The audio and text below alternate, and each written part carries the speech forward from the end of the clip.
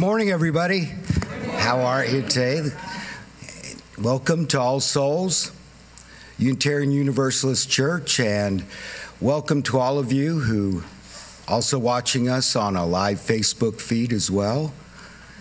And what perfect weather we have to initiate our pumpkin parade today. Very excited, one of my favorite Sundays of the year. And do we have any visitors or members who've brought guests perhaps here today? Hi, how are you? Would you like to stand up and tell us who you are? We are Carol and Bob Hopper from Arlington Union Church in Virginia. Welcome. Very nice, definitely. Welcome. Are there any other people here today? Carolyn? Friends that I met when I lived in Guam, and they lived there for many years, and they retired and moved to the state where they have children, Ruth and Wayne Kirkler. Welcome. They're world travelers, if y'all want to know anything about the world.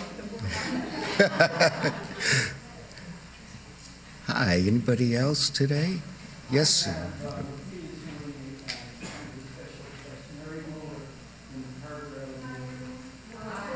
Hi, welcome.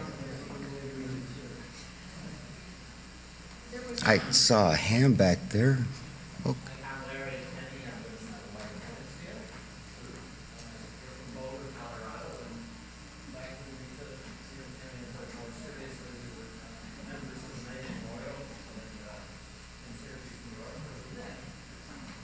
Very nice. Well, welcome to Kansas City.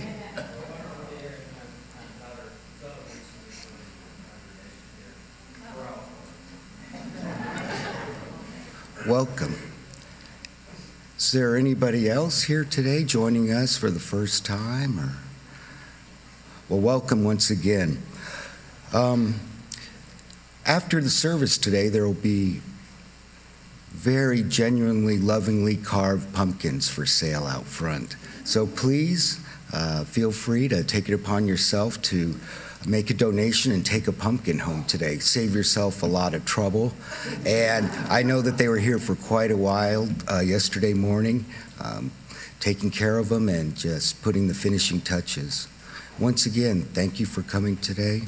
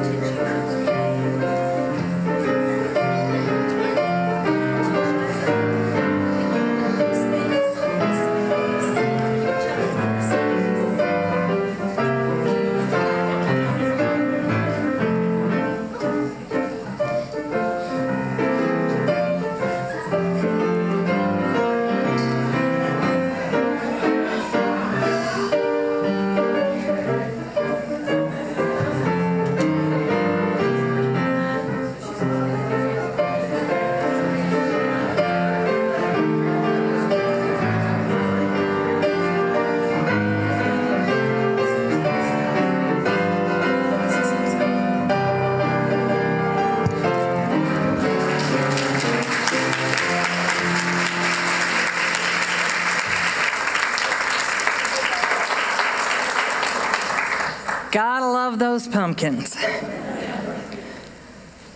Welcome once again to this covenant community of memory and promise.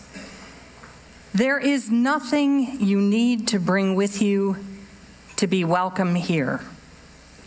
No right beliefs or proof of citizenship, no eternal optimism or clarity of conviction, no boundless courage or endless expertise. You do not need to know what brought you here or how you will solve that problem you are turning over and over and over in your mind. Your bills do not need to be paid, and your checkbook can be a mess. Your children may have been up half the night. Your hearing aids may not be working, and your knees may be creaky.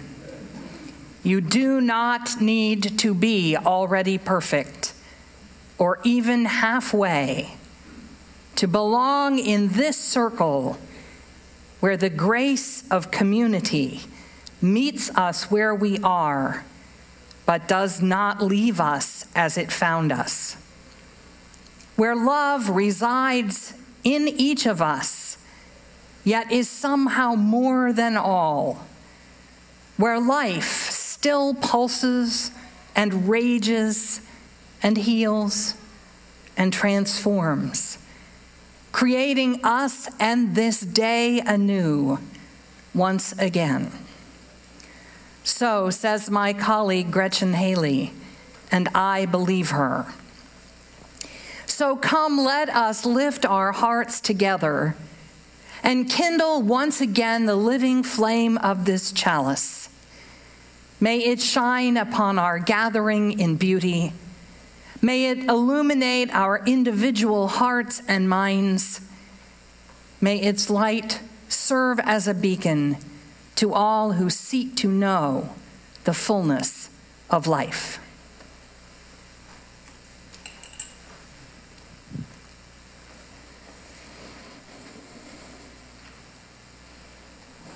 Hello, my name is Rosie, and I light this chalice for the inherent worth and dignity of every person.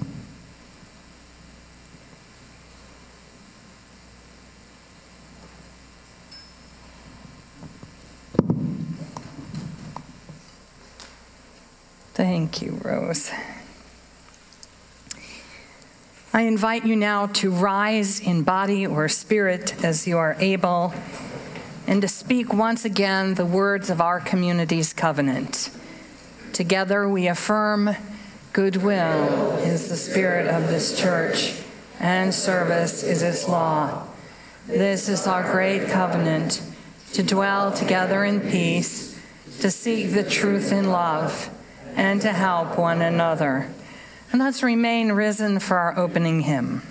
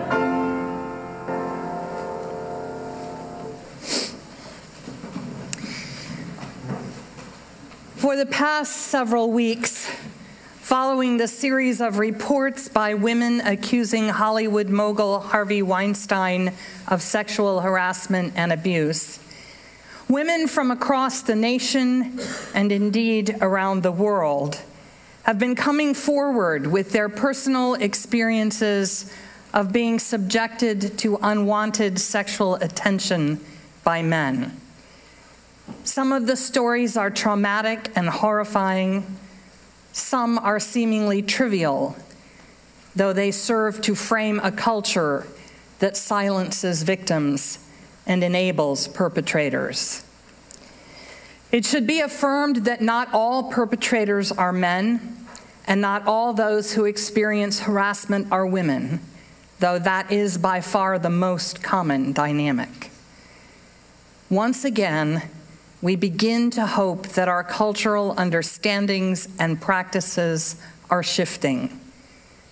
Once again, we affirm that in this community anyway, it is never okay to touch people without their consent or to make sexual comments to or about anyone, and that it is always okay to let someone know that their behavior is making you uncomfortable. Once again, we recognize that challenging the inequities we have been socialized to accept is difficult and awkward and sometimes painful. Once again, we ask for one another's help and commit ourselves to building a more just and compassionate society. Will you join me now in reading responsibly the words of Marge Piercy as they appear on the screen as a dialogue between those who identify as women and those who identify as men.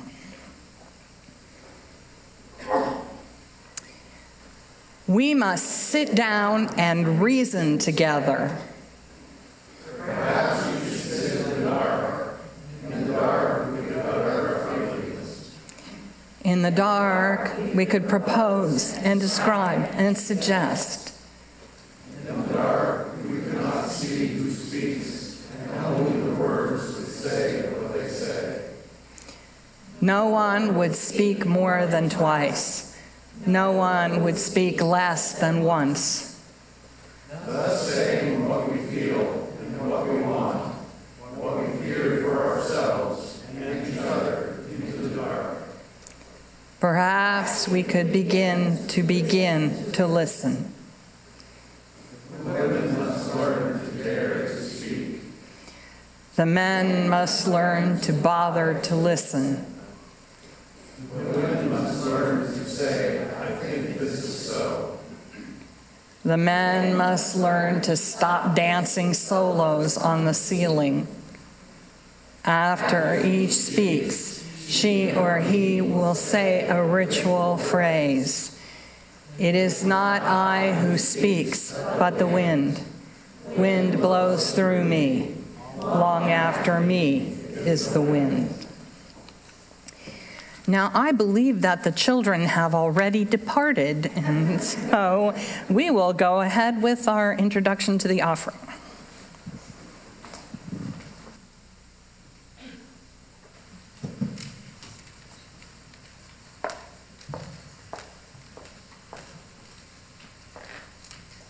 Mary Moeller is the school counselor at Carver Elementary.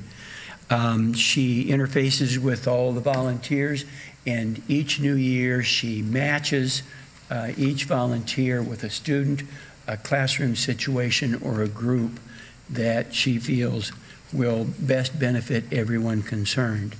When I spoke with you last week, I talked about the contributions we make to Carver being administered by faculty members, very caring people who are familiar with each student and with the big picture. Mary is near the center of that, and she's going to tell us about what's done with the contributions we make. Welcome, Mary. Thank you. Thank you, John. Thank you so much. It's wonderful to be here at All Souls again, and I want to thank John and Peg for inviting me and for their wonderful leadership over the past several years at Carver. I can't begin to tell you how much Carver appreciates all of your support. I think it's going on 9 years now, if my math is correct. Started with Rumley, making contact with a principal, Rye Clark, way back, I believe, in 2008. So it's been going on for a lot of years. And the children appreciate your presence in the school so very much. It's not only the academic help, but the emotional support that you all give to the kids is amazing. And as I was driving here today, I was also thinking about how they learn about volunteerism. They learn about how people give and don't expect anything in return. I often ask, particularly little ones, you know what a volunteer is? And they say, no, not really. When I tell them that it's somebody that just comes in because they want to and they want to be with you and they don't get paid, they're like, they don't get paid? They're just coming to see me? So they learn about the spirit of giving, and that's probably one of the greatest benefits.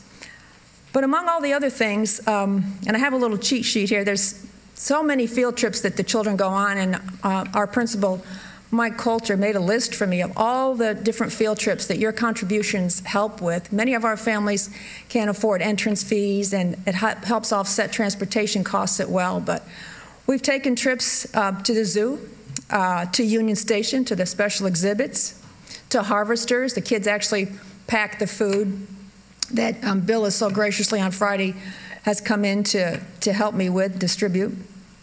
Wayside Waves is another one. Jefferson City. And I just have to tell you briefly, our fourth grade teacher, Andrew Murphy, remarked just the other day that so many of our kids don't have any exposure. And anyway, on the way to Jeff City, one of the younger kids said, and it was just a small farmhouse, and pointed out the window and said, wow, look at that mansion. Have you ever seen anything like it? So these field trips mean so much, and they're so enriching. Some of the other ones, the symphony, they went the other day, 3 through 6, they went to Kaufman, and they loved it. Some of the kids said, it was a little boring, but I like being there. It's a pretty building. They listened to Mozart, so some of them aren't into Mozart. Nature centers, Steamboat Arabia, Arrowhead Stadium, the Coterie, the Panteria Theater, the Pumpkin Patch, Kaleidoscope, Missouri Town, Science City, in the Kids to College program, which is a 6th grade program for vocational choice. We've taken them to UMKC and Penn Valley. And those are just a few of the places where your contributions help. And also, many of our children cannot afford to buy uniforms, so your contributions go to that as well. Bilingual books. We have a program now that Amanda Nedzwicki is heading up for bilingual books for our students. And also a robotics program that the older kids are involved in. So your contributions will help with supplies for that. So thank you so very much. I often refer to volunteers as magical because I think you are. And I hope we can get some more folks joining us at Carver. And have a wonderful day. And again, thanks for having me today.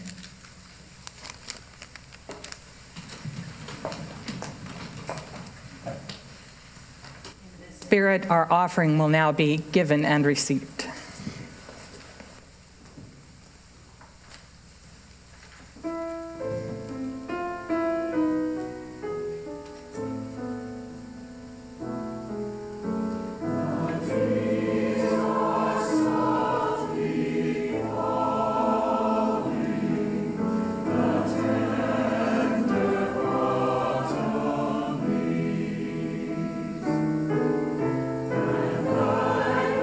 Its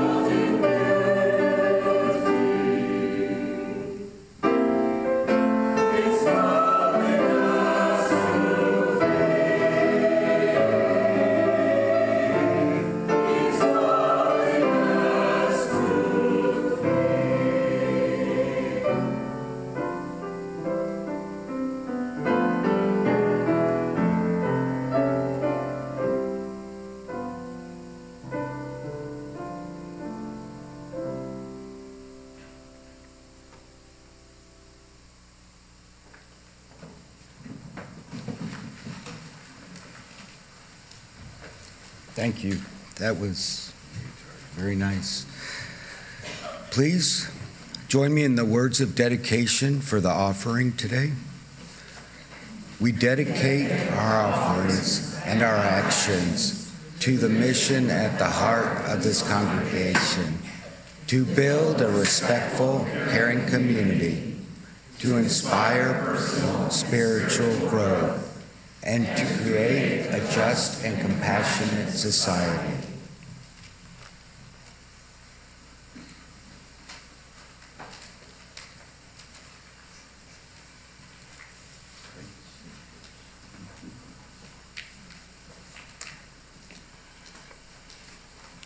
Good morning. My reading this morning, you may find a difficult one. It's a slice of life. It's a man who is talking about his involvement in a community that was hate-oriented, and an experience he had that led him in a different direction. Part of a great big book, and this is just one little excerpt. The first time you gently hold your newborn, the world stands still. Everything else fades into the background. Time stops. So pure, so untainted, so absolutely unsullied by any of the world's influence. Babies know nothing of differences. The color of someone's skin is meaningless to them. They have no concern for someone else's beliefs, nor money, nor power, creed, or sexual preference matters one little bit to an infant. Not only don't these innocents care what someone's pay grade or position is in the world, they don't even understand the concept that those non-essential things exist. Education level, financial success, owning a home, a luxury car, having stock options are completely without meaning. All the worldly trappings mean nothing, absolutely nothing to a newborn. The only thing that matters to a baby is love, and they cry until they are embraced by it. My son opened his eyes and looked into mine, and I saw nothing but complete and beautiful innocence, a love purer than I imagined possible, pulsated through me, pulling me into a world of splendor that I had long since abandoned, claiming me with a power and responsibility greater than anything I'd ever experienced. And in that moment, the animosity I had felt towards strangers for half a decade was so inconsequential. It was not even a minor thought in my head, not even the germ of an emotion in my heart. Love locked out all the venomous anger and prejudice I'd been living with for the previous 5 years, all but one of my teenage years. If I could have held on to that sense of clarity, if I could have honored it in my every act and deed from that moment on, tragedy may well have been prevented. But I was young and careless, unenlightened in ways that horrify me now. Instead of respecting the power of love that my son had brought into my life, my signals got crossed, and I convinced myself that more than ever that I had to make the world safe for that child by protecting him from dangers that I imagined to exist. Blacks, Jews, gays, anybody who wasn't white, who didn't contribute to my family's well-being, anything that came from a culture I refused to understand. I saw false threats to my family's safety everywhere. My mission to protect the white race and ensure a safe future for my child became even more critical.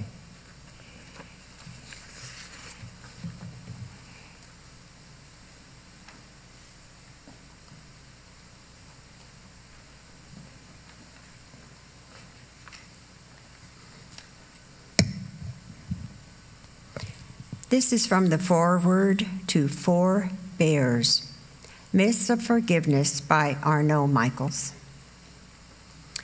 20 years ago, Sammy and I would have both considered ourselves warriors.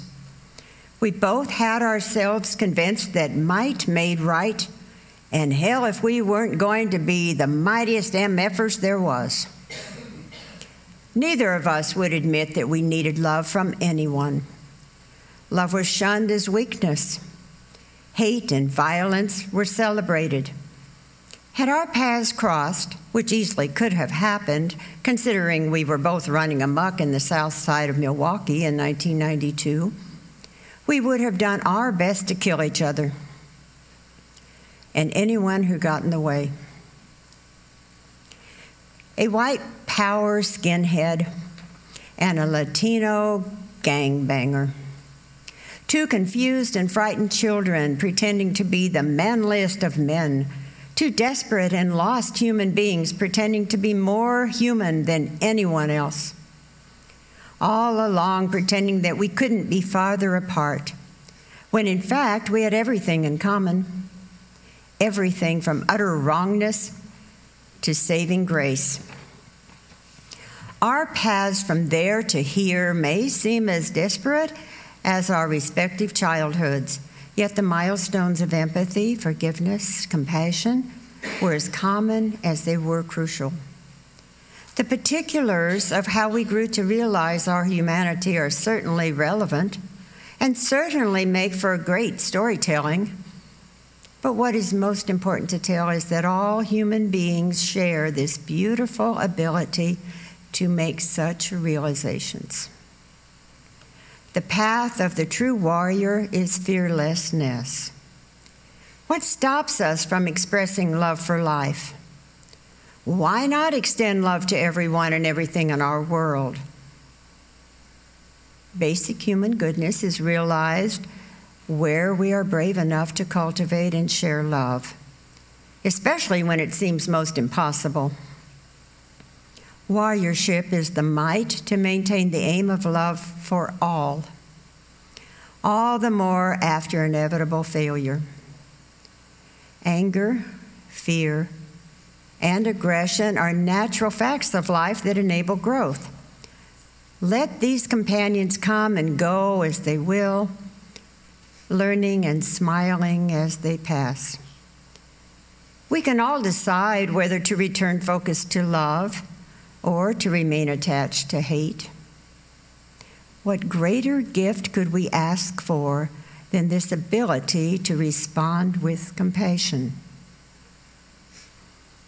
Sammy says that these revealed gifts are universal, truths that are always there for our people to pick up.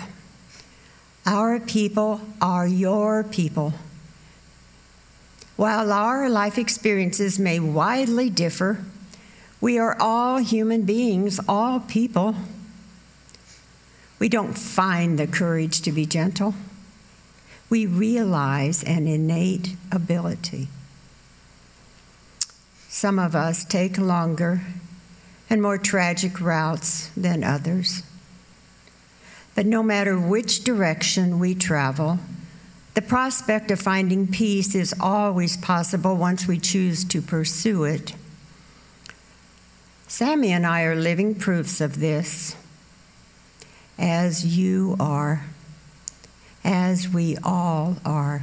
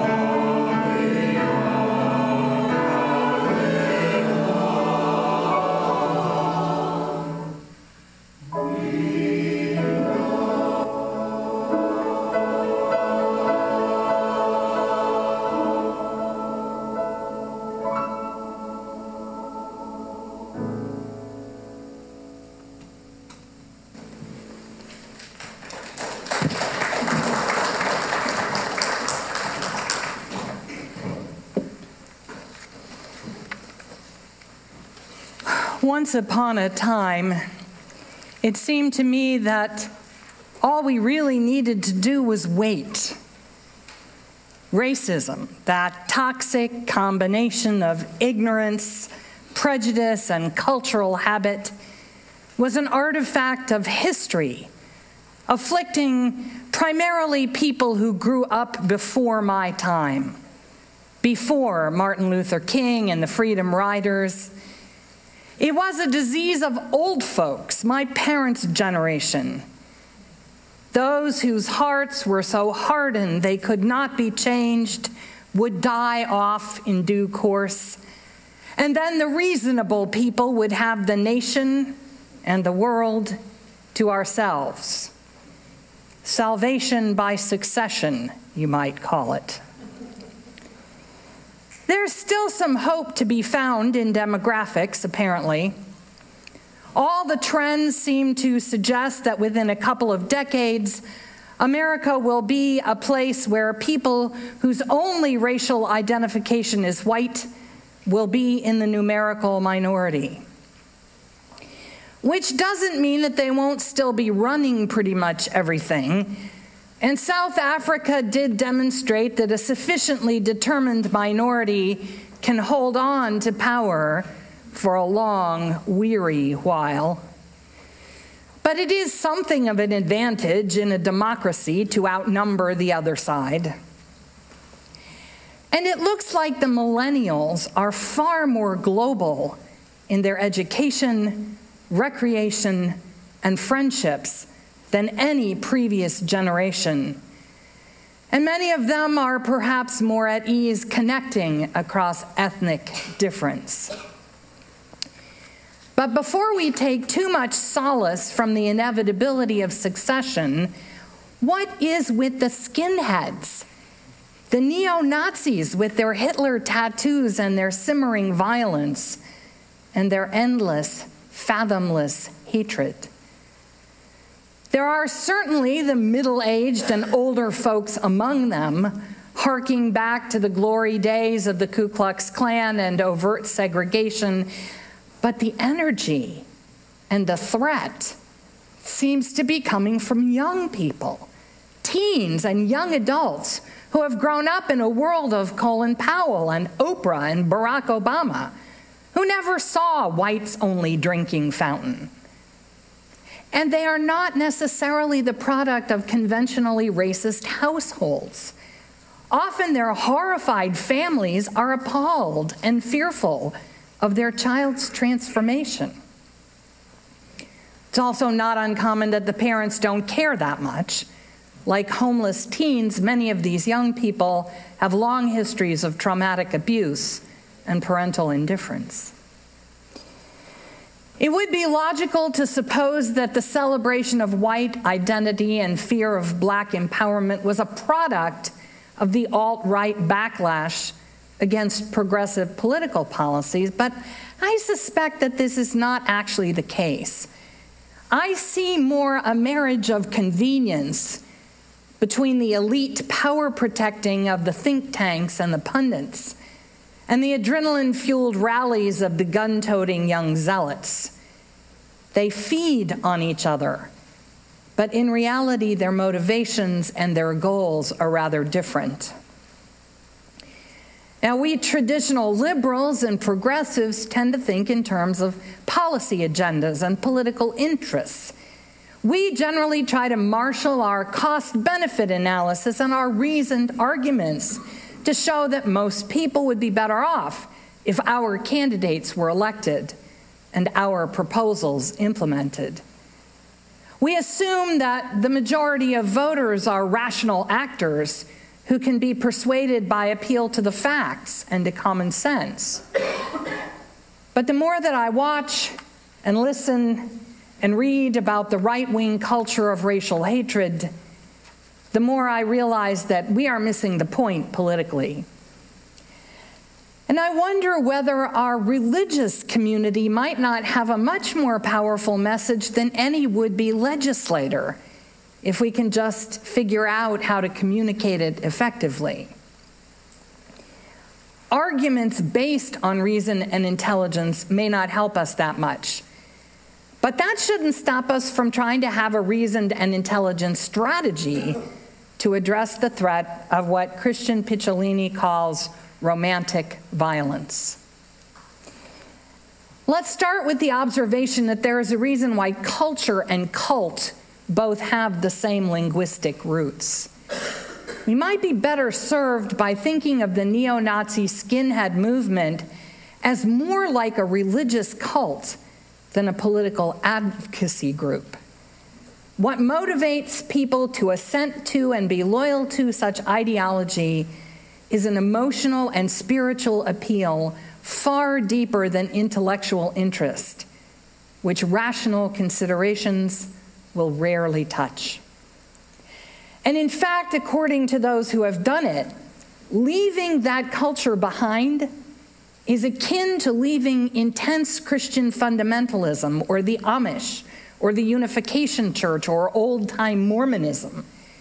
It takes significant personal courage as well as support from those who have walked the path before.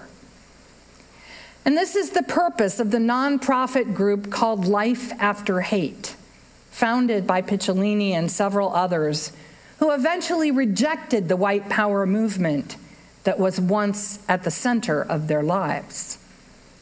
Not only is Life After Hate reminiscent of other organizations of former members of fill in the blank, it also resembles a kind of online recovery group for addicts. I would argue, and I think that the Life After Hate folks would agree, that hate itself is a kind of drug that numbs personal inner pain and hunger and gives rise to short bursts of euphoric group fusion. It begins with a desperate need for belonging and a quest for identity and power.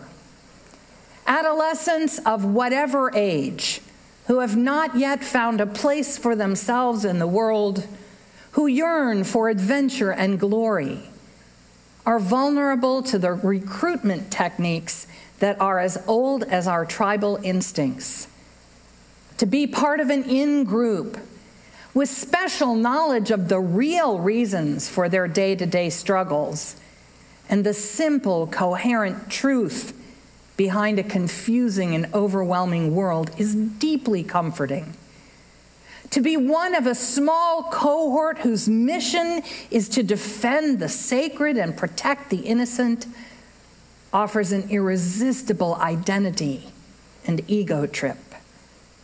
And to recognize a secret enemy on whom to project all one's own inner doubt and shame and then remorselessly destroy satisfies a toxic psychological temptation that most of us have experienced in some form. For Sammy Rangel, traumatized by a childhood filled with abuse and violence, the opportunity to give a coherent direction to his rage, to be powerful rather than powerless, and to find acceptance and belonging led him to embrace the idea of being a warrior for his race. Arno Michaels, another founder of Life After Hate, puts it this way: as a teenager, I got into the punk rock scene, which for a while was the ultimate outlet for my aggression. But like any other addiction, my thrill-seeking needed constant cranking up. So when I encountered racist skinheads, I knew I'd found something far more effective. I joined up for the kicks and to make people angry. I was also enamored with the idea of being a warrior. And as a skinhead, here at last was my chance to be a warrior for a magnificent cause, to save the white race. I truly believed white people were under threat of genocide at the hands of some shadowy Jewish conspiracy. It made total sense to me, probably because nothing else in my world was making sense. So I assumed an identity where all that mattered was the color of my skin. Michael's parents were alcoholic and emotionally destructive, though not physically violent. Picciolini's parents and grandparents were caring, but culturally clueless. From within their tight-knit immigrant community, they could not see the loneliness and isolation of his Midwest American childhood. Both appalling parents and parents who are doing their best can leave their children at risk for the appeal of racialized identity and hatred. One child out of several in a family may turn this direction, leaving their siblings astonished, disgusted, and alarmed. So it may not be all that helpful to look for causes on an individual basis, although recovery is apparently a one-by-one process, with each former skinhead having his or her own narrative about moments of enlightenment and self-recognition. The epidemiologists tell us that there are always more pathogens in the environment than there are opportunities for them to manifest as disease in any given population. If your goal is the health of the group, it is much more effective to strengthen the collective immune system than to try to create surroundings that are completely toxin-free. Eliminating the germs is almost impossible. Better to nurture the inherent health of the organisms to fight off infection. I suspect that this is true for the social and moral health of communities, as well as physical health. Trying to keep young people who hunger for status, adventure, belonging, and a righteous cause from hearing the siren song of white power is probably useless. It may even be counterproductive by adding the lure of forbidden fruit. So what are the immunities that we might try to create together that would make it harder for that particular virus concept of neo-Nazi white power to find a host in our society, in our children? I want to propose that what we do right here in this religious movement, in this very church community, is to try to build those immunities. If we are effective in what we are attempting, both in our religious education program and in our mission and covenant work as a whole, we would make the work of white power skinhead recruiters very difficult and their successes rare. Let me suggest 5 immune system building blocks that are part of our ongoing implicit curriculum for our work together. The first is belonging. No matter what is going on in a child's family or school experience here in this place, we want them to matter, to know that they are part of the community. We do not tolerate bullying, teasing, or abuse of one another. We take turns. We make room. We share. We have an identity and a history as Unitarian Universalists. We are proud of our story, and each one of us is a vital part of it. Together, we learn to practice the skills of being in community, of welcoming each other, of taking the risks to be known in our uniqueness. Belonging is such an essential human hunger that we will embrace almost any toxic message in order to find it. If we can offer it here to both children and adults, there will be no need for anyone to seek belonging that is predicated on enemies and hatred. The second element of the immune system we are building is acceptance. In this community, we learn that people are not all the same and that difference is good. Appearances are different. Abilities are different. Ideas are different. The fact that someone else is not just like you does not make you better than them or worse. It might mean you can learn something from each other. Another part of acceptance is understanding that everybody makes mistakes and we can all be wrong sometimes. So we learn to say, "I'm sorry," and how can we make things right? We accept that in a democratic community, I won't always get my own way, but I do get to say what I think. Over and over again, this is what the recovering skinheads marvel about. How could they have missed such a simple truth that difference is okay?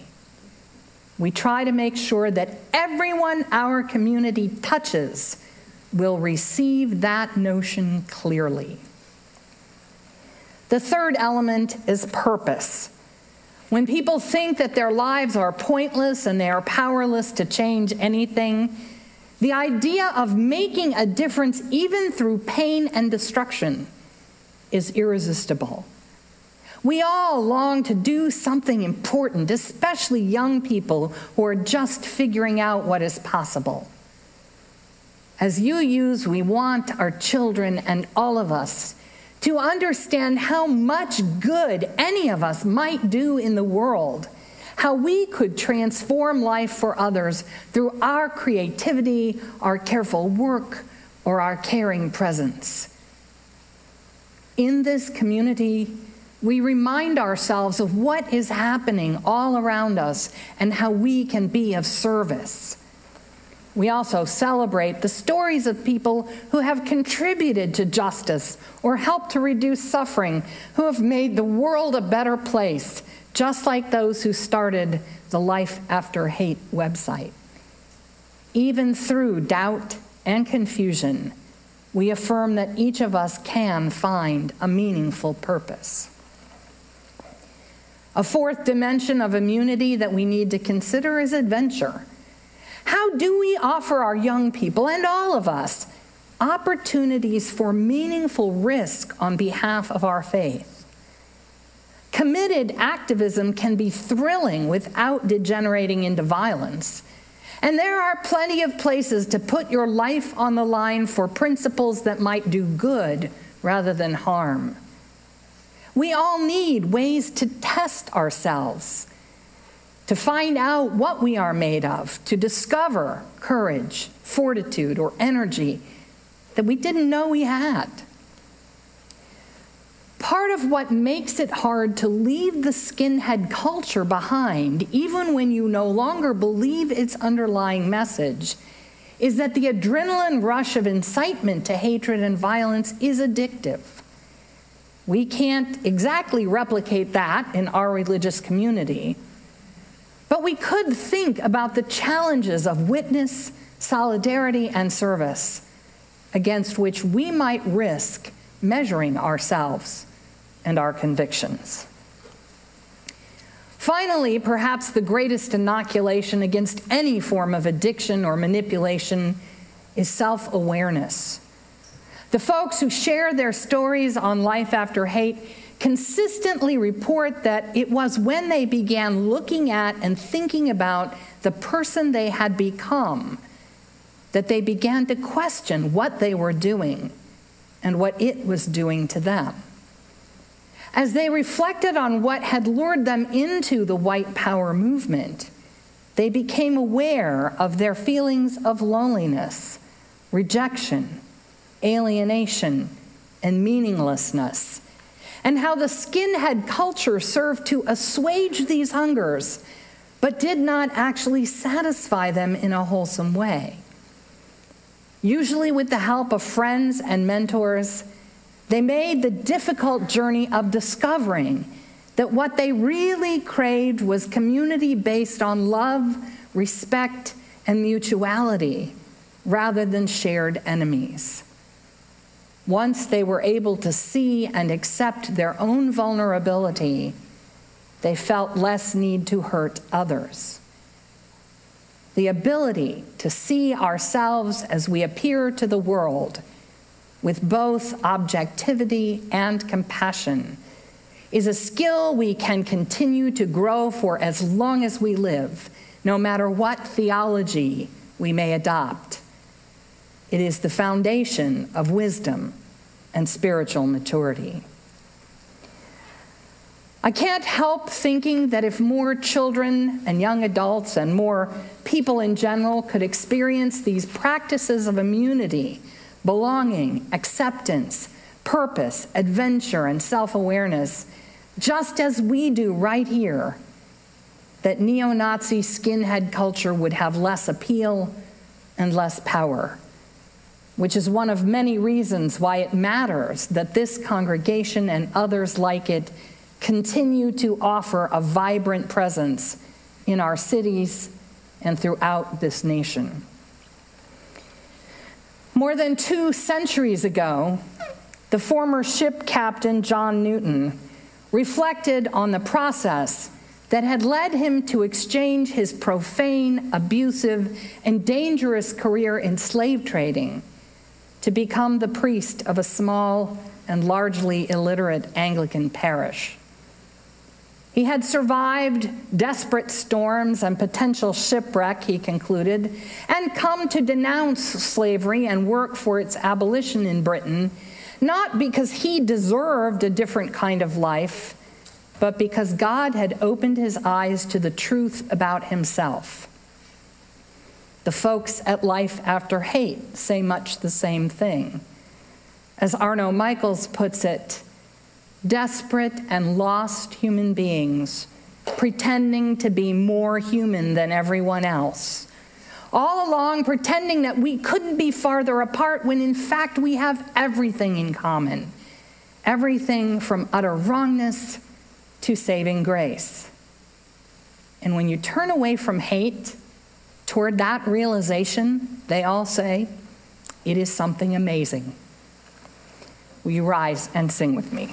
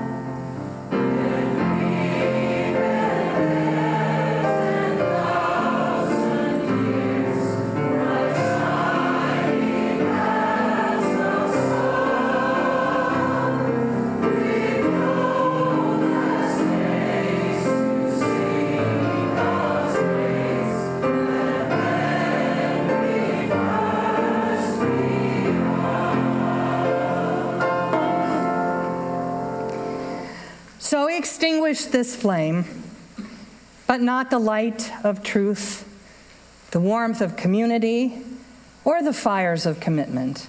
For all these we carry in our minds and hearts until we are together again. So if here you have found freedom, take it with you out into the world. If you have found comfort, go and share it with others. If you have dreamed dreams, help one another so that they may come true. And if you have known love, give some back to a bruised and hurting world. Go in peace.